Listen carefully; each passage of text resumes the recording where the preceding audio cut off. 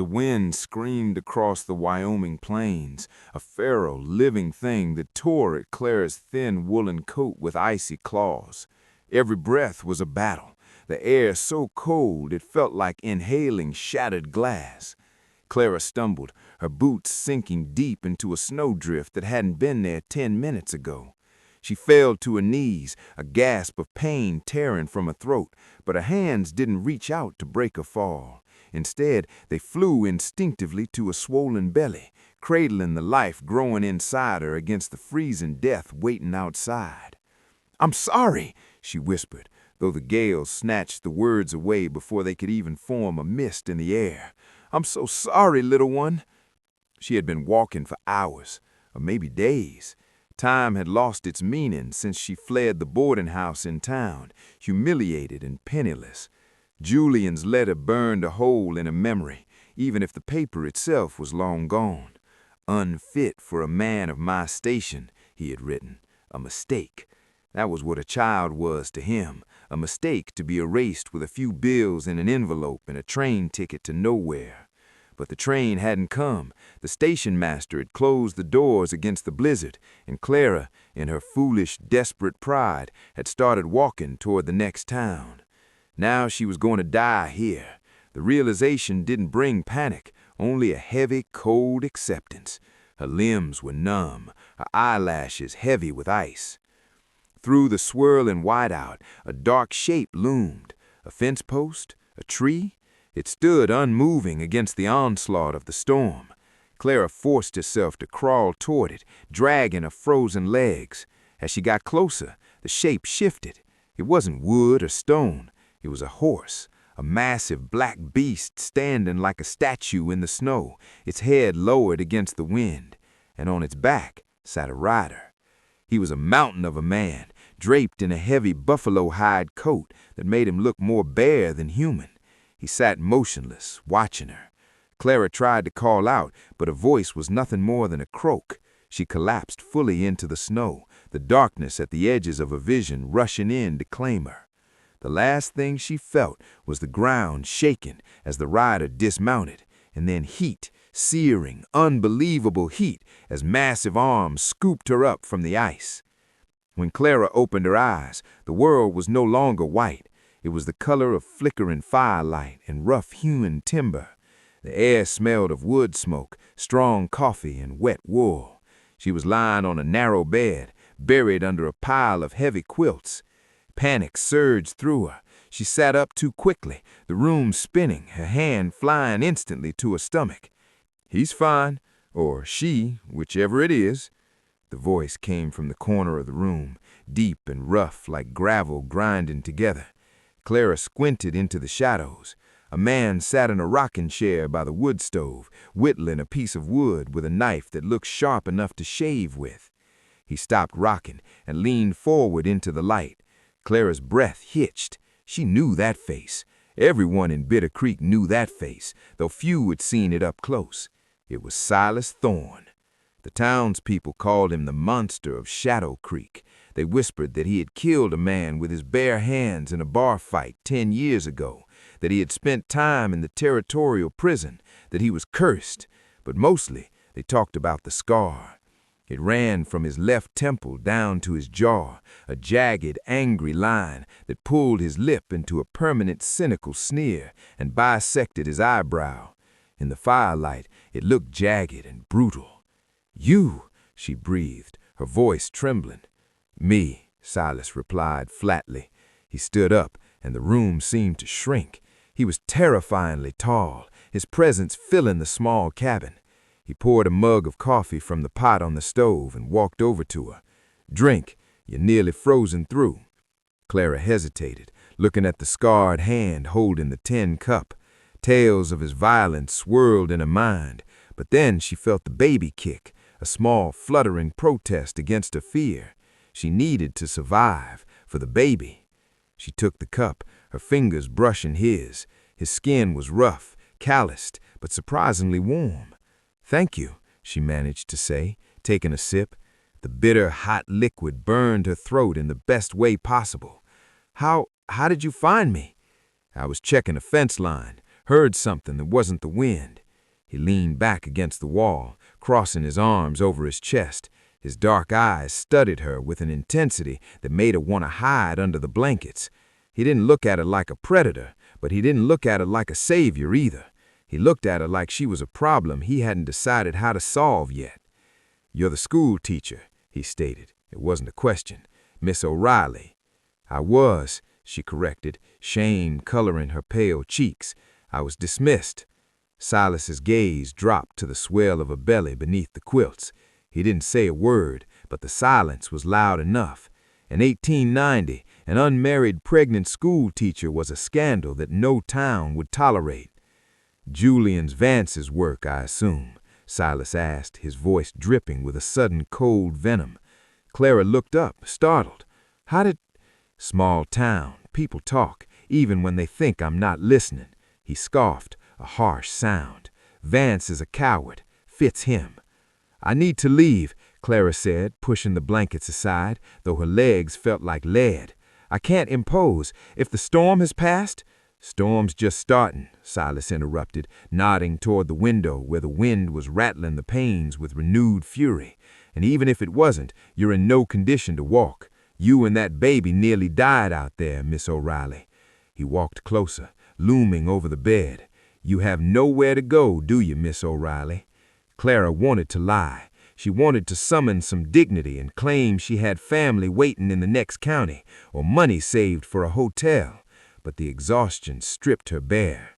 Tears welled in her eyes, hot and humiliating. "No," she whispered, the fight draining out of her. Silas stared at her for a long moment, the firelight dancing across the ruin of his face. He looked at her not with pity, which she would have hated, but with a strange, calculating assessment. "Then stay," he said abruptly, "for tonight. We'll figure out the rest when the snow stops." He turned his back on her and returned to his chair, resuming his whittling as if he hadn't just saved her life.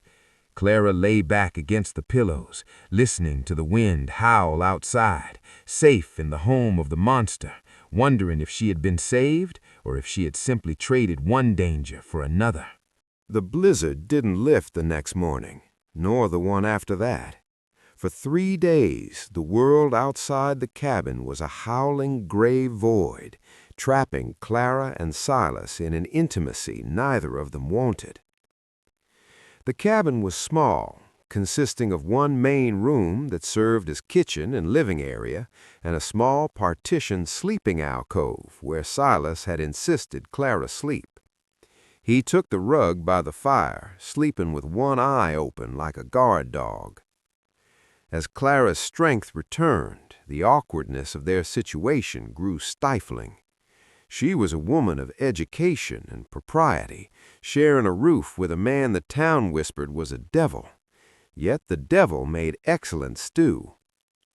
On the 3rd morning, Clara woke to find the cabin empty.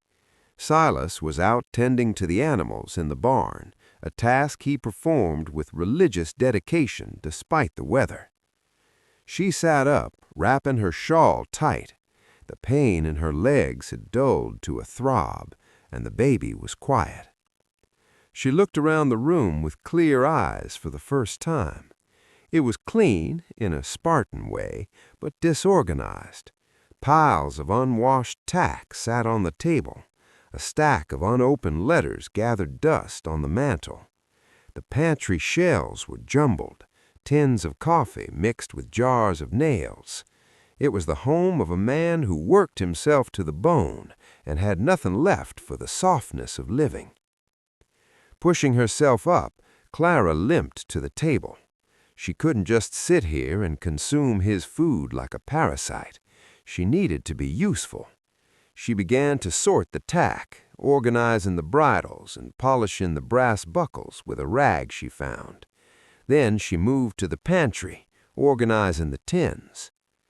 When the door banged open, bringing a swirl of snow and freezing air, Clara dropped a tin of beans. It clattered loudly on the floor. Silas stood in the doorway, stomping snow from his boots. He looked at the organized table, then at Clara, who was clutching her belly, looking guilty. "I told you to rest," he growled, closing the door and shutting out the wind. "I can't just lie there while you wait on me," Clara replied, lifting her chin. Her voice was shaken, but she held her ground. "I'm not an invalid, Mr. Thorne. I'm pregnant." "In this weather, without a coat, they're about the same thing," he muttered, hanging up his buffalo coat. He walked to the stove to warm his hands. "You cleaned." "I organized. It was chaotic." Silas looked at the stack of letters on the mantel, bills mostly, and notices from the bank. A shadow passed over his face, darker than the scar. "I don't have time for paper. The land takes everything." "I noticed," Clara said softly. She hesitated, then picked up one of the envelopes. It was a final notice from the feed store. "You're behind on your accounts." "I can read, Miss O'Reilly," he snapped, his defensive tone sharp. I'm one man. I run 300 head of cattle on land that fights me every inch of the way. When I come in at night, the last thing I want to do is argue with a ledger." He poured coffee, his hand shaken slightly, not from cold, Clara realized, but from exhaustion. He was a mountain of a man, yes, but even mountains could erode. He was lonely, not the romantic kind of lonely, but the brutal grind and isolation of a man who had been cast out by his own kind. "The storm is breaking," Silas said suddenly, changing the subject. "By tomorrow, the road to town will be passable." The words hit Clara like a physical blow. The sanctuary was ending. "Oh," she said, her voice small. "I see." "Where will you go?" Silas turned, leaning against the counter. He watched her with that unnerving, hawk-like intensity. Clara sank onto the wooden bench. "I don't know," she admitted, the truth spilling out. "I can't go back to the boarding house. I owe Mrs. Higgins 2 weeks' rent. I have no family, no money for a train ticket." She looked down at her hands. "I suppose I'll find a way." "You won't," Silas said. "It wasn't cruel. It was just a fact. A woman alone, 6 months along in winter, you'll be dead or in a workhouse within a month. And the baby," he let the sentence hang. Clara wrapped herself around. "Why do you care? You don't know me. You don't owe me anything." "No, I don't." Silas set his cup down. He walked over to the table and picked up the polished bridle, running his thumb over the clean brass. "But I need something, too." He looked at her, his expression unreadable. "Look at this place, Clara." It was the first time he had used her given name. "It's fallen apart. Not the land, I know the land, but the house, the accounts, the supplies. I lose money every year because I can't manage the household and the herd at the same time. I eat cold beans because I'm too tired to cook. I wear torn shirts because I can't sew." He took a breath, the scar on his face pulling tight. "And the town, the bank is looking for a reason to foreclose. They say a man living like an animal isn't fit to hold the deed to the water rights. They want to push me out." Clara watched him, confused. "What are you saying?" Silas met her gaze, his dark eyes hard and determined. "I'm saying we make a deal, a trade." "A trade?" "I need a wife. Not a lover, not a sweetheart, a partner. Someone to manage this house, keep the books, cook the meals, and make this place look respectable so the bank backs off. Someone to turn this," he gestured around the room, "into a home." He pointed a calloused hand at her. "And you need a roof. You need food. And that baby needs a name that isn't Bastard." The air in the cabin seemed to vanish.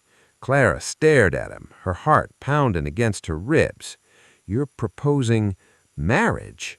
"I'm proposing a contract," he corrected. "I give you my name. I protect you and the child. You never have to worry about cold or hunger again. In return, you run my house. You help me save this ranch." "But," she stammered, her mind reeling, "the baby, it's another man's child, a man who abandoned me. I don't care about the sire, I care about the foal. I'll raise it, I'll teach it to ride and to work. It won't go hungry." He stepped closer, and for a moment Clara saw the man beneath the scars, the desperate, lonely man offering everything he had. "The town hates me, Clara. You'd be the wife of a monster. They'll shun you, too. That's the price." He paused. "But you're already shunned, aren't you?" It was a brutal truth, sharp as a knife. She was a fallen woman. He was a scarred beast. They were two broken pieces that didn't fit anywhere else. "Why?" she whispered. "Why would you do this for a stranger?" Silas looked away toward the window where the first beam of sunlight was breaking through the gray clouds. "Because I know what it's like to be left out in the cold," he said quietly, "and I won't watch it happen to a child." He turned back to her, extending his hand, the rough, scarred hand that had pulled her from the snow. "So, do we have a deal, Mrs. Thorne?" The road to Bitter Creek was a churned ribbon of mud and slush, the aftermath of the storm leaving the world raw and exposed. Clara sat high on the wagon seat beside Silas, wrapped in an old woolen blanket he'd pulled from a chest. He wore a stiff black suit that looked 2 sizes too small in the shoulders, the fabric straining against his muscles. He hadn't spoken since they left the ranch, his jaw set in a line as hard as the granite mountains in the distance. Clara kept her hands folded over her stomach, her heart beating a nervous rhythm against her ribs. She was going to her wedding.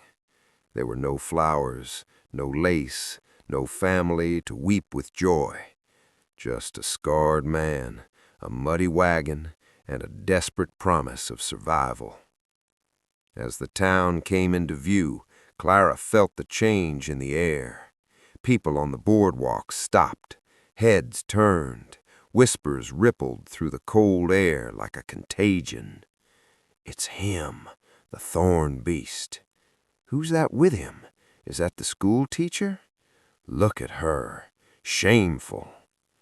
Clara kept her chin high, though she wanted to shrink into the floorboards. Silas didn't look left or right. He drove the horses straight to the justice of the peace, pulling up with a jerk. "Wait here," he commanded, jumping down. He offered a hand to help her down, and for the first time the town saw them touch. A collective gasp seemed to suck the air from the street. Silas's grip was iron hard, not comforting, but stabilizing. He placed himself between her and the prying eyes, a human shield of buffalo hide and bad reputation. The office of Justice Miller smelled of stale tobacco and dust. The old man looked over his spectacles at them, his nose wrinkling as if he smelled something rotten. "You want a license?" Miller asked, looking from Silas's scar to Clara's belly. "Bit late for that, isn't it, Miss O'Reilly?" "It's Mrs. Thorne," Silas growled, his voice vibrating in the small room. He slammed $3 silver onto the desk, a fortune for a man struggling to keep his land. "Write the paper, Miller, and keep your opinions in your spittoon." The ceremony took less than 5 minutes. No vows of love, no poetry, just a legal binding of 2 outcasts. When Miller asked for the ring, Silas hesitated. He reached into his pocket and pulled out a simple band of hammered silver. It was rough, clearly made by hand, perhaps whittled from a coin during those long nights by the fire. He slid it onto Clara's finger. It was cold and heavy. "Done," Miller grunted, stamping the paper. "May God have mercy on you both." Walking back out into the sunlight felt like stepping onto a stage. The street was busier now. As they walked toward the general store, Silas had insisted she needed supplies to fix the place up. They ran into Mrs. Gable, the head of the church committee. Mrs. Gable stopped in her tracks, pulling her skirts back as if Clara were contagious. "Well," the woman sniffed, her voice carrying loud and clear, "I suppose desperation makes for strange bedfellows. To think we let you teach our children." Clara opened her mouth to defend herself, but Silas stepped forward. He didn't shout, he didn't raise a fist, he simply leaned down, his scarred face inches from the woman's bonnet. "Mrs. Thorne is the lady of the Hollow Ridge Ranch now, and if I hear one word of disrespect spoken against my wife, I will pull my business from every shop in this town, and I will tell the bank exactly why." Mrs. Gable turned pale. Silas Thorne might be hated, but his ranch occupied a third of the valley. His money, scarce as it was, still mattered. He took Clara's elbow and steered her toward the wagon. "Let's go home." The ride back was different. The silence wasn't empty anymore. It was charged. Clara looked at the silver ring on her finger, then at the man driving the horses. He had defended her. Julian, with his silk ties and smooth words, had never defended her. He had hidden her. Silas Thorne, the monster, had claimed her in front of the whole world. "You didn't have to do that," Clara said softly, the wind snatching her words. "Yes, I did," replied Silas, keeping his eyes on the horizon. "Part of the deal. Protection." When they arrived back at the cabin, the sun was setting, casting long, bruised shadows across the snow. Silas carried the supplies inside: flour, sugar, fabric, soap. He set them on the table and then stood awkwardly in the center of the room. The reality of the night settled in. They were married. They were alone. "I'll take the loft in the barn," Silas said, moving toward the door. "No," Clara said. Silas stopped, turning slowly. "What?" "You will not sleep in the barn, Silas. This is your house." Clara stood up, her teacher's voice returning for the first time in months. She gestured to the rug by the fire where he had slept for 3 nights. "You gave me the bed when I was a guest. Now I am your wife. We are partners." She took a breath, smoothing her dress over her stomach. "I will take the bed because of the baby. My back aches. But you will sleep inside, by the fire. I won't have my husband freezing to death while I sleep on feathers." Silas stared at her, a flicker of surprise crossing his guarded eyes. He looked at the bed, then at the rug, then at her. "You're a stubborn woman, Clara Thorne," he muttered. "I'm a pragmatic one," she corrected. "Now please, wash up. I'm going to make dinner, and this time it won't be beans out of a tin." As Silas watched her tie a makeshift apron around her waist and move toward the stove, something in his chest tightened. For 10 years, this cabin had been a place where he merely survived, cold, dark, and silent. But as the smell of frying bacon and bacon biscuits began to fill the air, Silas realized with a jolt of terror that for the first time he wasn't just surviving, he was coming home. Winter began to loose its iron grip on the valley, the snow retreating to the high peaks to reveal the brown, dormant earth beneath. In the weeks that followed their hasty wedding, the cabin at Hollow Ridge underwent a transformation as startling as the season. The piles of dirty tack were gone, replaced by curtains sewn from flour sacks that Clara had bleached and dyed with onion skins to a soft yellow. The air no longer smelled of stale grease and loneliness. It smelled of rising yeast, dried lavender, and beeswax. Silas Thorne watched it all with a kind of wary fascination. He would come in from the cold, stomping mud from his boots, and pause in the doorway as if he'd walked into the wrong house. He never said thank you. Words were still a currency he spent miserly, but he ate every scrap of food she put in front of him, and he started leaving his muddy boots on the porch without being asked. One evening, the wind was rattling the eaves again, a last gasp of winter. Silas sat at the table, his head in his hands, the dreaded ledger open before him. The oil lamp cast harsh shadows across his scar, making the jagged line look deeper, like a fissure in rock. Clara sat in the rocking chair, mending one of his flannel shirts. The silence stretched, heavy and taut, until Silas slammed his fist onto the table. The inkwell jumped. "Damn thieving merchants," he growled, the first sound he'd made in hours. Clara set down her needle. "What is it?" "The feed bill," Silas muttered, rubbing his temples. "It doesn't add up. It never adds up. I pay and pay, but the debt to the general store never goes down. Miller says I'm forgetting interest, but—" He trailed off, frustration radiating off him in waves. "Let me see," Silas said, standing up. The baby was heavy now, 7 months along, making her movements slow and deliberate. Silas hesitated, his hand guarding the book. "It's a mess, Clara. My handwriting isn't—" "I've graded the penmanship of 6-year-olds, Silas. I think I can decipher yours." She gently pulled the book from under his hand. She sat opposite him, pulling the lamp closer. For 10 minutes, the only sound was the scratching of her finger against the page and the popping to the fire. Silas watched her, his gaze tracing the curve of her brow, the intent focus in her eyes. She wasn't looking at him with fear. She was looking at his problems with anger. "Here," she said finally, her voice sharp. She pointed to her column of figures. "And here, Mr. Miller has charged you for 50 pounds of grain twice in November. And look at the interest rate. He's calculated it at 12%, but the territorial law caps it at 8% for agricultural loans." She looked up, her eyes blazing. "He's not just charging you interest, Silas. He's stealing from you. He thinks because you keep to yourself, you won't challenge him." Silas stared at the numbers.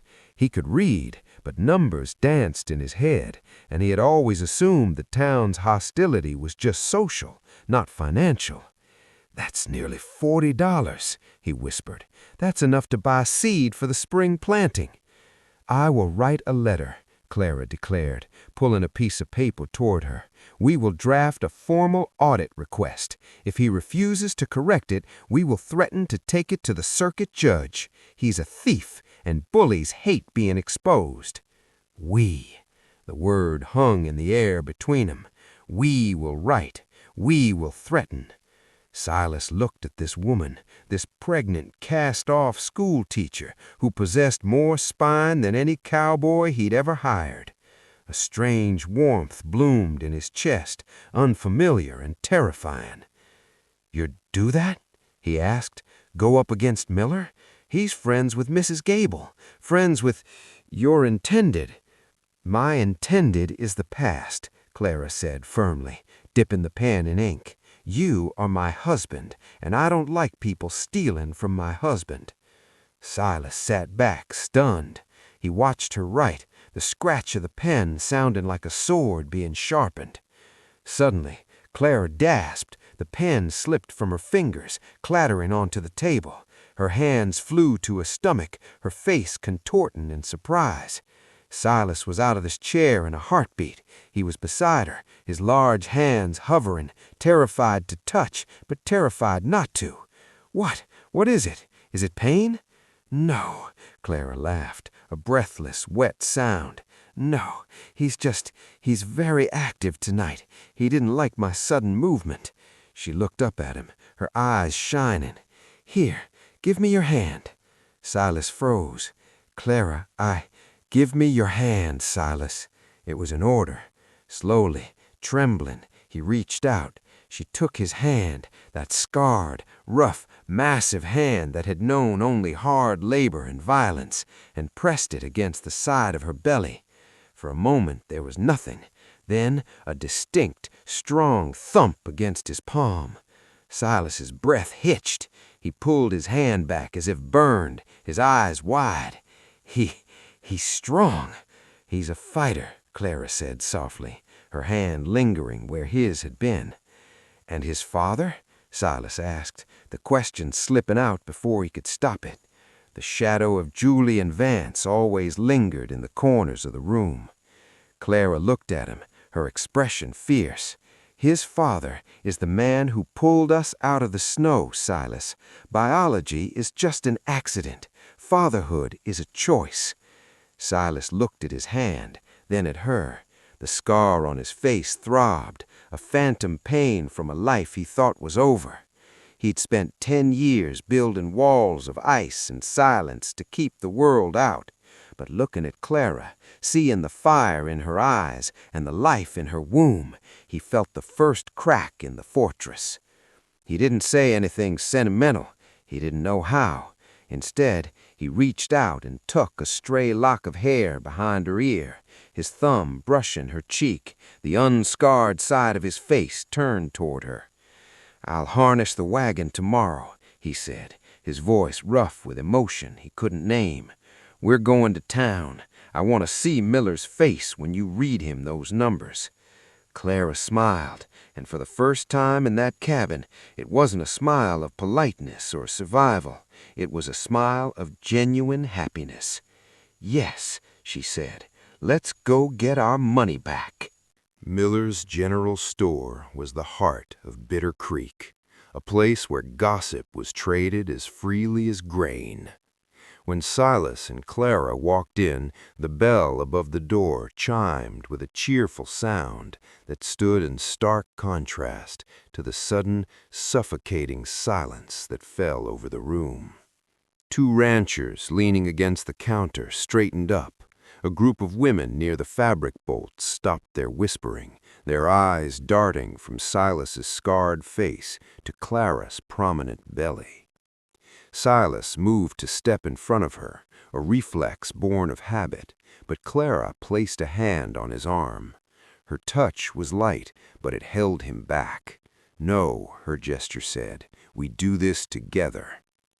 She walked up to the counter, placing the heavy leather-bound ledger on the wood with a decisive thud. Miller, a man with a greasy mustache and shifting eyes, forced a tight smile. "Mr. Thorne and Miss O'Reilly, what can I do for you? If you're looking for charity, the church is down the street." "It's Mrs. Thorne," Clara corrected, her voice ringing clear as a school bell. "And we are not here for charity, Mr. Miller. We are here for a refund." Miller chuckled, a dry, rattling sound.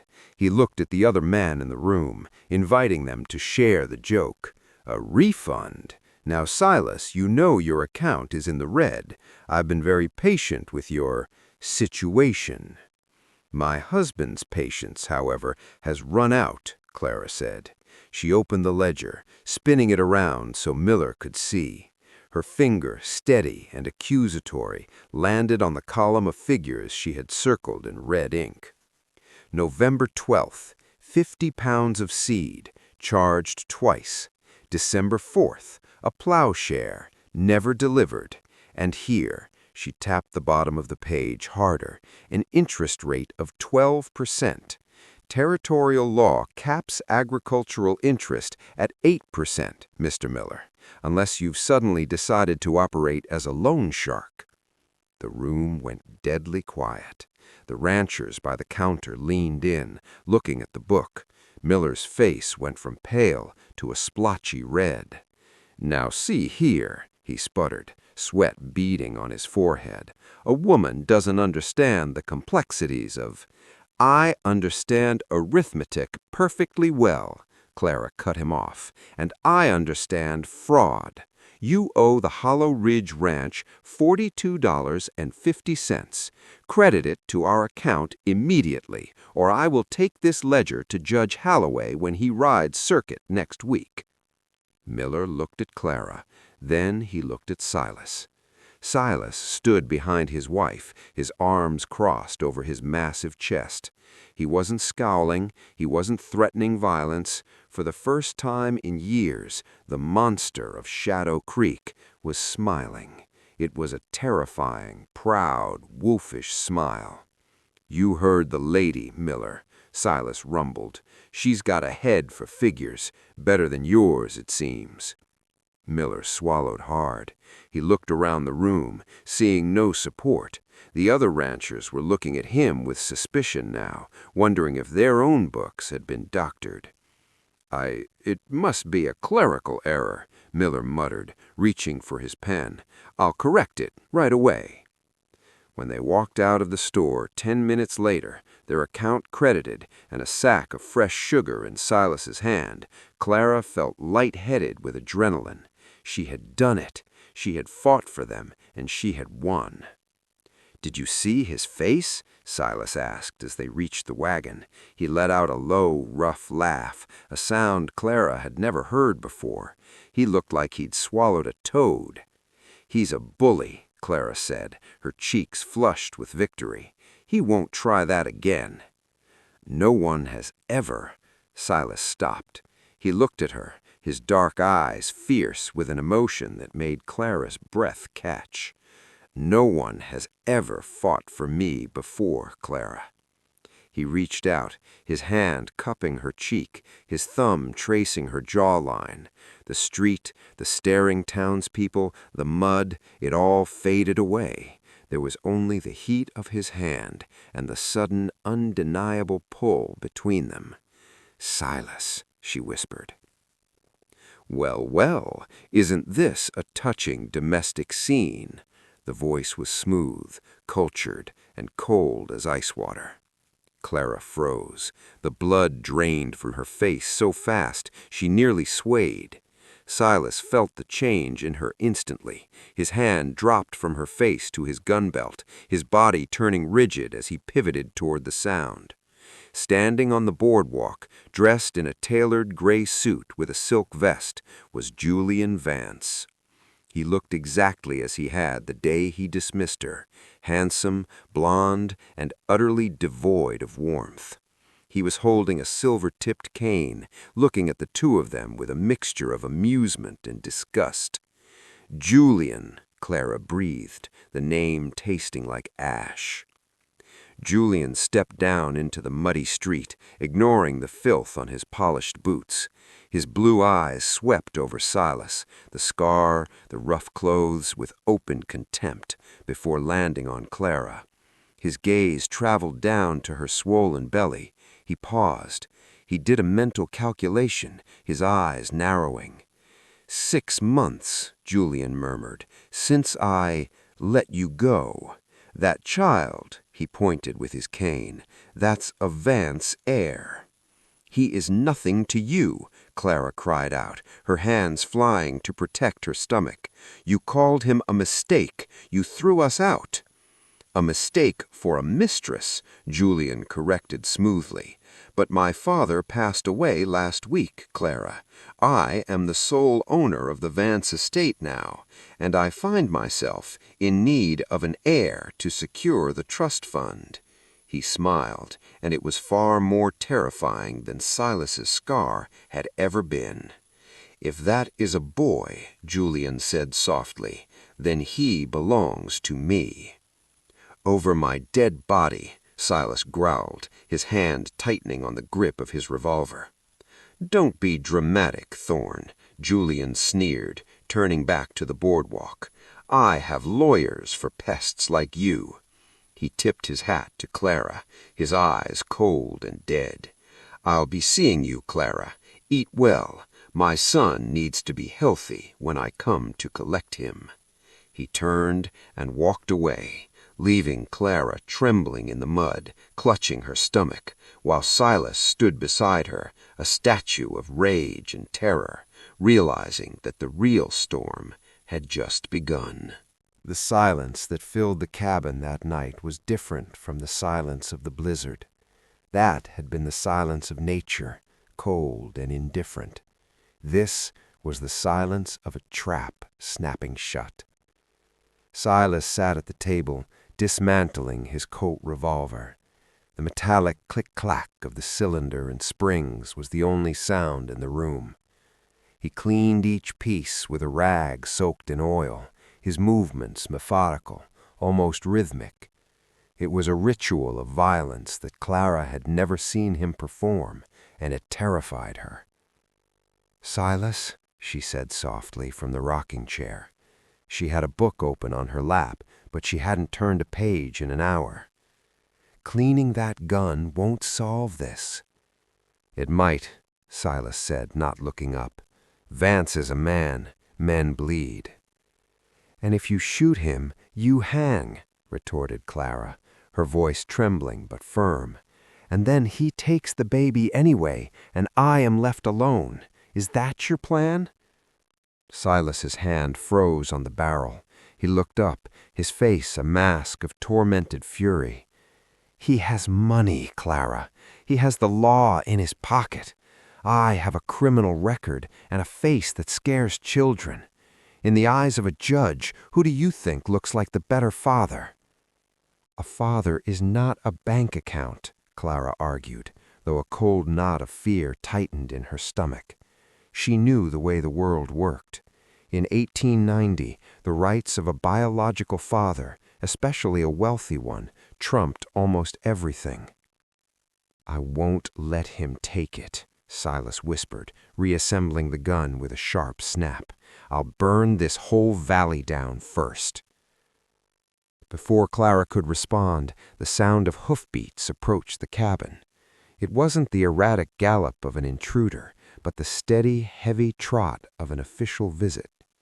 Silas stood up, blowing out the oil lamp instantly, plunging the room into shadows lit only by the dying embers of the fire. He moved to the window, the Colt in his hand. "It's Brady," Silas said, his shoulders dropping an inch. "The sheriff."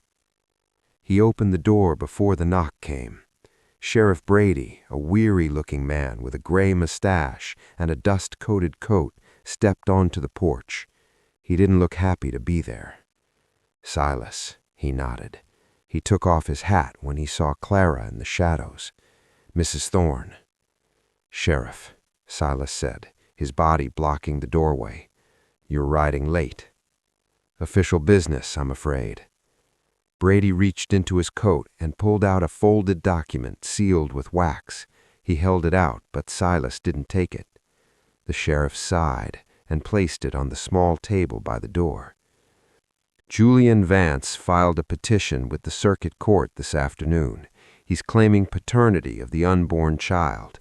He's also filed a motion to have Mrs. Thorne declared morally unfit due to her cohabitation with a known felon."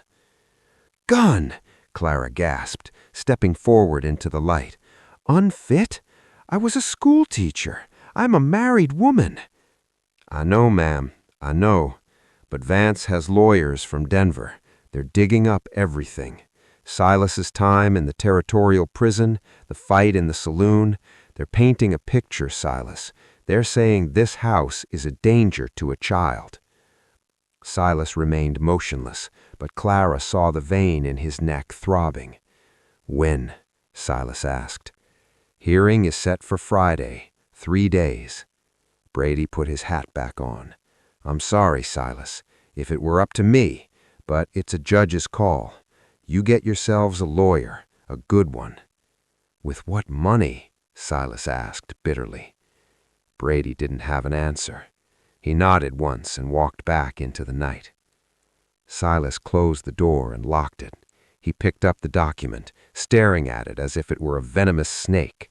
Then he crumpled it in his fist and threw it into the fire. "We're leaving," he announced, turning to Clara. "Tonight.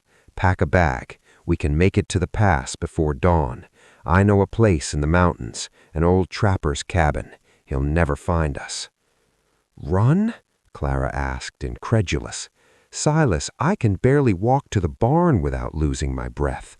I cannot ride a horse into the mountains in winter.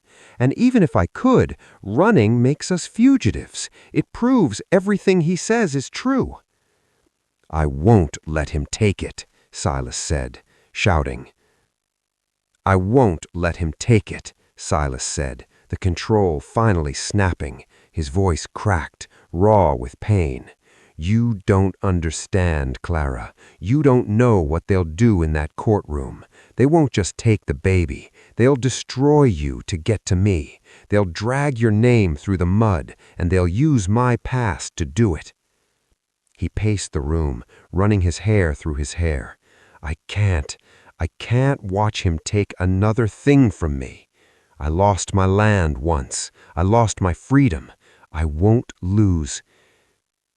He stopped, turning his back to her, breathing heavily. Clara walked across the room. She reached up and placed her hand on his back, feeling the tension in his muscles. "You won't lose what?" she asked softly. Silas turned slowly. His eyes were wet, the vulnerability in them stark and terrifying. "I won't lose my family," he whispered. "I never thought I'd have one. I thought I was too broken. But these last months, the way you organize the pantry, the way you hum when you sew, the way that boy kicks when I talk." He looked down at her, his expression pleading. "He's mine, Clara. I don't care about blood. I fed you when you were starving. I kept you warm. I listened to his heartbeat. He's mine, and I am terrified that I am not good enough to keep him." Clara's heart broke and healed all at once. She reached up, taking his scarred face in both her hands, forcing him to look at her. "You are good enough," she said fiercely, "and we are not running. We are going to that court, and we are going to fight him. But to do that, Silas, you have to tell me everything. No more secrets." She looked at the scar on his face. "They're going to use your past against you, so I need to know it first. I need to know how you got that scar and why you went to prison. I need the truth." Silas closed his eyes, leaning his forehead against her. He let out a long, shuddering breath. "It wasn't a bar fight," he whispered into the space between them, "and I didn't start it." "Tell me," Clara said, and as the fire crackled in the hearth, Silas Thorne began to speak, exorcising the ghosts he had carried alone for 10 years. "It wasn't a bar fight," Silas repeated, his voice barely audible over the crackling fire. He sat on the floor, legs drawn up, looking younger and more vulnerable than Clara had ever seen him. "I had a sister, Alara. She was 17. Clara sat perfectly still, sensing that the air in the room was fragile as glass. She worked as a maid at the Copperhead Saloon. One night, 10 years ago, a group of prospectors came in. They were celebrating a strike. Drunk, rich, mean. Silas touched the scar on his face unconsciously. One of them cornered Alara in the alley out back. I was coming to walk her home. I heard her scream. He took a shuddering breath.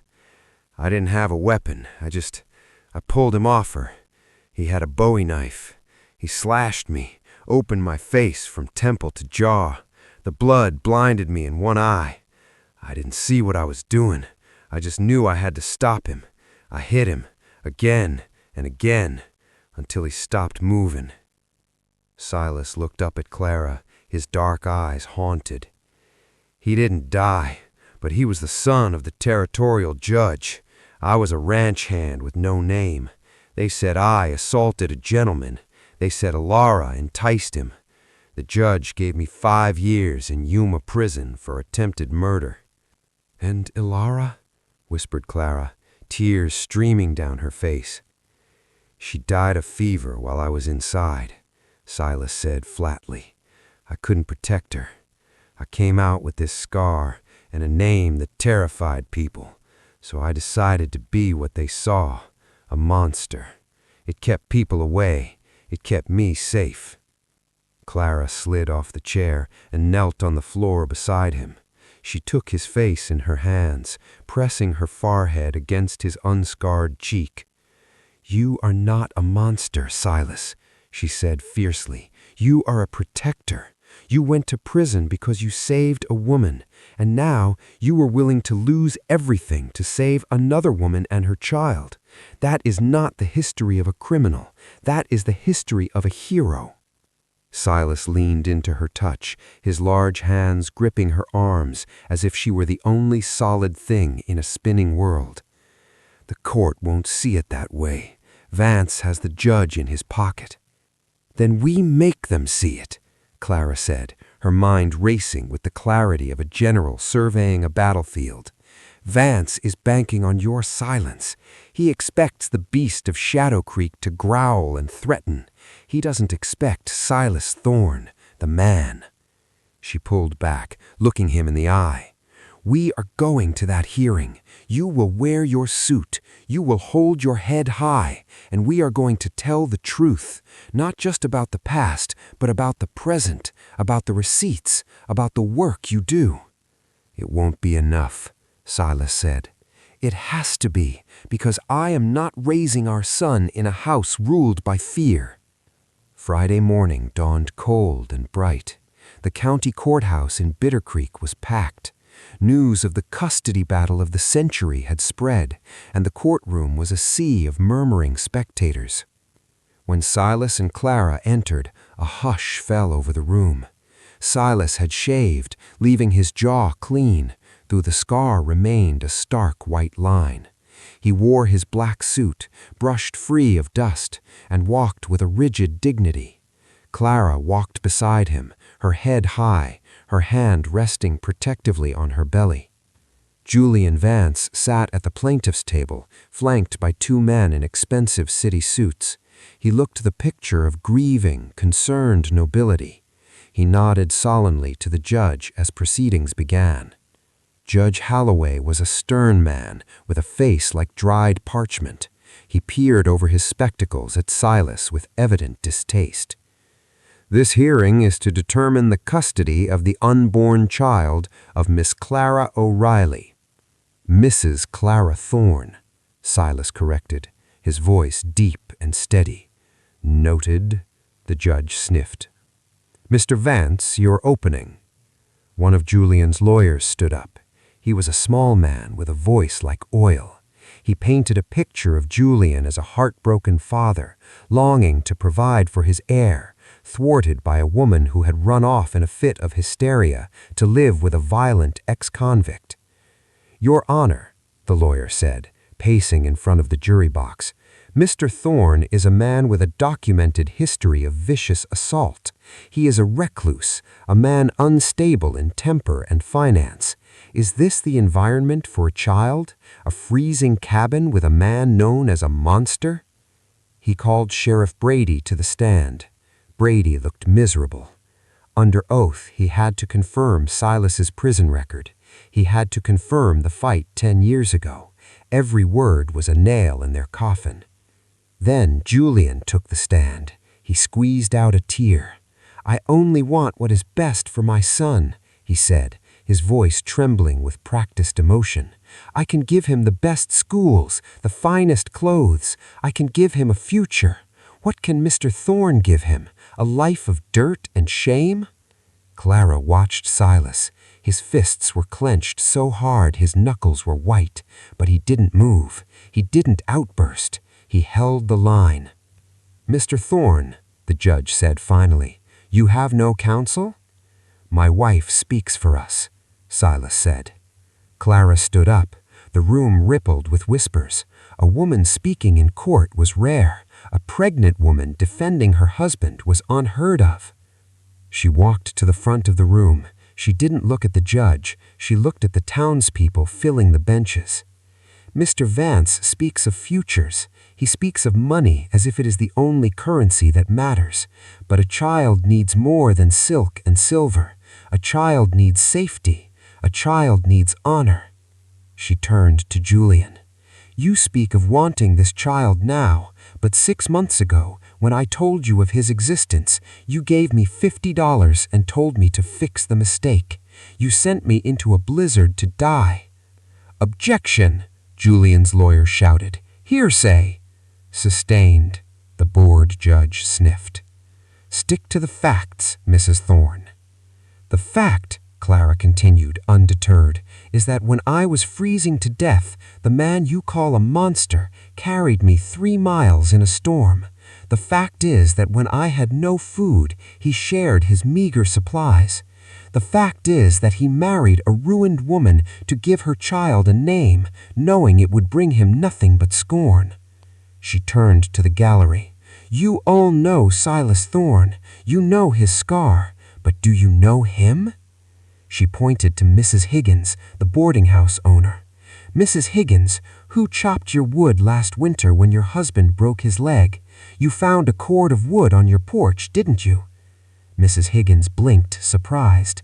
Well, yes, but I never knew who. It was Silas, Clara said. She turned to Old Man Miller. Mr. Miller, 3 years ago when the bridge washed out, who pulled your wagon out of the mud before the river took it? Miller shifted uncomfortably. It was a man on a black horse, covered in a coat. It was Silas, Clara repeated. Your Honor, Julian's lawyer sneered, this is touching, but acts of charity do not erase a criminal record for attempted murder. It wasn't attempted murder, a voice rang out from the back of the room. The heavy oak doors of the courtroom swung open. A man stood there, leaning heavily on a cane, his face weathered and old. The courtroom gasped. It was Judge Holloway's predecessor, Judge Blackwood, retired for nearly a decade. Judge Blackwood? Judge Holloway asked, surprised. To what do we owe this interruption? I heard about this case, and I heard who the plaintiff was, Julian Vance. He looked at Julian with cold eyes. I remember your father, boy, and I remember the case of Silas Thorne. He turned to the current judge. I presided over Silas's trial 10 years ago. I sentenced him, and it was the greatest regret of my career. The room was so silent you could hear a pin drop. Silas turned in his chair, his eyes wide. Why is that? Judge Holloway asked. Because, the old judge said, stopping in front of the bench, the man Silas beat half to death, the man who attacked his sister, confessed to me on his deathbed last year. He admitted everything. He admitted he paid the witnesses. He admitted Silas was only defending the girl. He turned to Silas, his eyes full of sorrow. I sent an innocent man to hell because I was afraid of powerful men. I won't let it happen again. Clara felt her knees go weak. She grabbed the edge of the table. Julian Vance stood up, his face purple with rage. This is irrelevant. That was 10 years ago. The man is still a pauper. I am the biological father. Biology, Silas said, standing up slowly. He looked massive in the small courtroom. He walked over to Julian, towering over him. He turned to the judge. Your Honor, Mr. Vance wants an heir. I want a son. There is a difference. Judge Holloway looked at the old judge, then at Julian's beet-red face, and finally at Clara, standing proud beside her scarred husband. The court. Judge Holloway cleared his throat, the sound echoing like a gunshot in the silent courtroom. He looked at Julian Vance, who was preening his cuffs, confident in the power of his checkbook. Then he looked at Silas Thorne, a man who had borne the weight of a town's hatred for a decade without breaking. In matters of custody, the judge began, his voice gravelly, the law often looks to the father, to the bloodline. Julian smirked, leaning forward. However, Holloway continued, his eyes hardening, the law also looks to the character of the guardian. Mr. Vance, you have admitted to abandoning Miss O'Reilly in a blizzard. You admitted to viewing the child as a mistake until an inheritance was at stake. You have wealth, sir, but you appear to be bankrupt in decency. The smirk vanished from Julian's face. Furthermore, in light of Judge Blackwood's testimony, the court recognizes that the shadow over Mr. Thorne's character has been cast unjustly. A man who protects the vulnerable at the cost of his own freedom is not a monster. He is a guardian. Holloway banged his gavel. Petition denied. Full custody is awarded to the mother, Clara Thorne, and her legal husband, Silas Thorne. Mr. Vance, you are ordered to pay court costs, and I suggest you return to Denver before the sheriff remembers he has the authority to investigate your business dealings. The courtroom erupted. It wasn't just noise, it was a release of tension that had gripped Bitter Creek for years. Julian stood up, his face a mask of shock, but before he could speak, Silas stepped forward. "You heard the judge," Silas said, low and dangerous. "If I ever see you on my land or near my wife, the law won't be involved next time." Julian looked at the crowd, seeing no allies, only the hard stares of people who finally recognized a villain when they saw one. He grabbed his hat and stormed out, his expensive boots clattering on the floorboards, leaving his arrogance in the dust. Clara slumped against the table, relief washing over her so continuously she thought she might faint, but strong arms were there instantly. Silas held her, not caring who watched. "We won," Silas whispered into her hair. "We won." As they walked out of the courthouse, the crowd parted, but this time men touched the brims of their hats. Mrs. Higgins offered a tentative smile. Sheriff Brady nodded with respect. The beast of Shadow Creek was gone. In his place stood a husband and a father. 2 months later, the spring thaw had turned Hollow Ridge into a sea of green. The wildflowers Clara had dreamed of were blooming along the fence line, a fence Silas had finally repaired with the help of neighbors who now stopped by to trade work instead of insults. Inside the cabin, the air was thick with tension. "Breathe, Clara, just breathe." Silas's voice was tight with panic, though his hands were steady. "I am breathing," Clara gasped, gripping his hand so hard her knuckles turned white.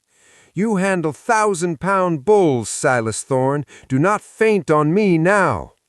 "Bulls don't scream at me," Silas muttered, wiping sweat from her forehead with a cool cloth. The labor had started at dawn, and now, as the sun reached its peak, the cry of a new life pierced the air. It was a strong, lusty wail that filled the corners of the cabin, chasing away the last shadows of the past. Silas froze. He looked down at the small, red, squalling bundle in the midwife's arms. "It's a boy," Mrs. Higgins, who had volunteered to help, announced with a beam. "A big, healthy boy." She cleaned the baby and wrapped him in a soft blanket, then handed him to Clara.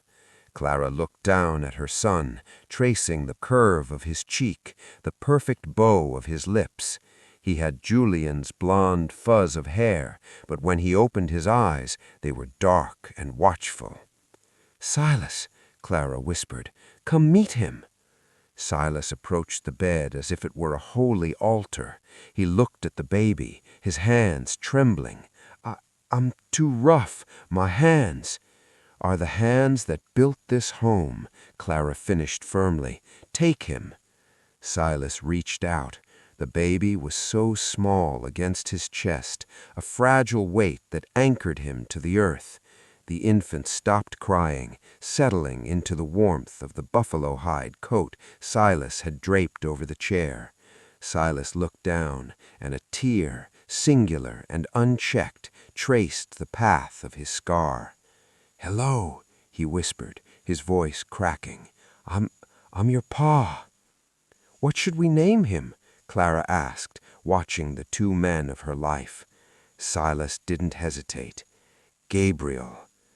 "Gabriel?" "The messenger," Silas said, looking at her with eyes full of unmasked devotion, because he brought the news that life wasn't over. Clara smiled, tears slipping down her cheeks. Gabriel Thorne. It's perfect. That evening, after the baby finally slept and the midwife had gone, Silas and Clara sat on the porch. The air smelled of wet earth and pine. The ranch spread out before them, no longer a place of desperate survival, but a home. "The contract," Silas said, suddenly staring out at the horizon. Clara turned to him. "What about it?" The deal was shelter for work, name for management. He turned to face her. "You fulfilled your end, Clara. You saved this place. You saved my name. You don't owe me anything anymore."